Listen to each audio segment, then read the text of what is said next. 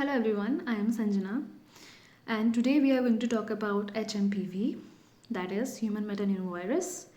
और इसके सिम्टम्स क्या है? इसके सिम्टम्स यूजुअली जो कॉमन कोल्ड के सिम्टम्स होते हैं वैसे ही सिम्टम्स होते हैं, जैसे कि runny nose, stuffy nose, cough, wheezing, fever, rash, shortness of breath. तो ये होता किसको है? ये या तो बहुत ही छोटे बच्चों को होता है या फिर बहुत ही बूढ़े लोगों को होता है या फिर जिसकी इम्यूनिटी बहुत ही ख़राब है।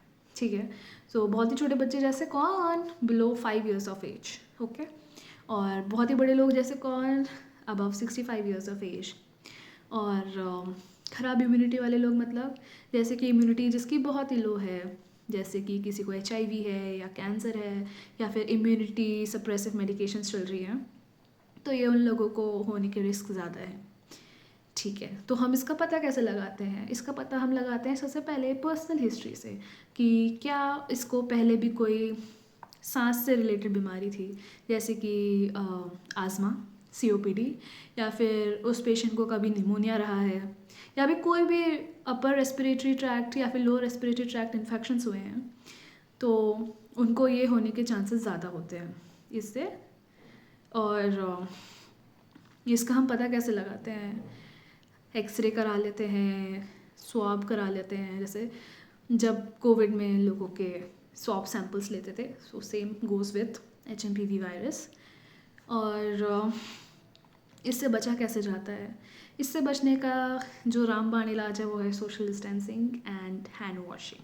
तो कभी भी अपने फेस को हाथ लगाना है तो पहले हाथ धोने हैं, इवन अपने मुंह को भी धोना है तो पहले हाथ धोने हैं। ठीक है, अगर आपको लगता है कि किसी को भी वायरल इन्फेक्शन है, उससे आपको थोड़ा सा दूरी बना के भी रखनी है। डायरेक्ट कांटेक्ट में नहीं आना, क्योंकि ये डायरेक्ट कांटेक्ट से होता है, क्योंकि ये एक ड्रॉपलेट इन्फेक्शन है।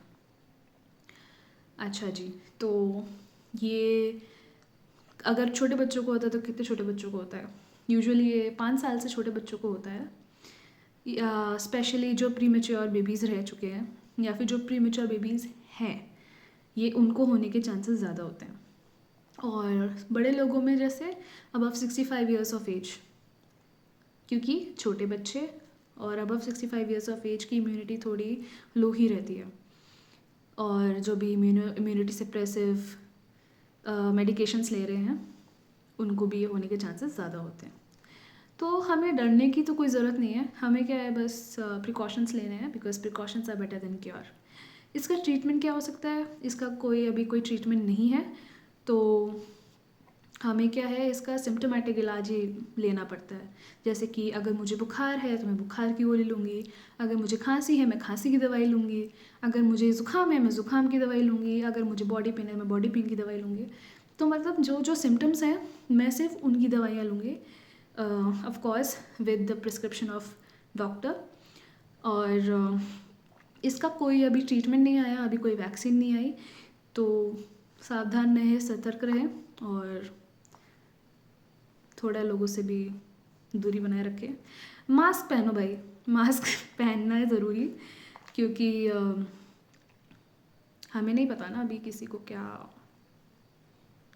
डिजीज़ है, क्योंकि ये एक कॉमन कोल्ड की तरह है। तो आपकी सुरक्षा आपके हाथ और आपके मुंह पे भी, सो वेयर मास्क।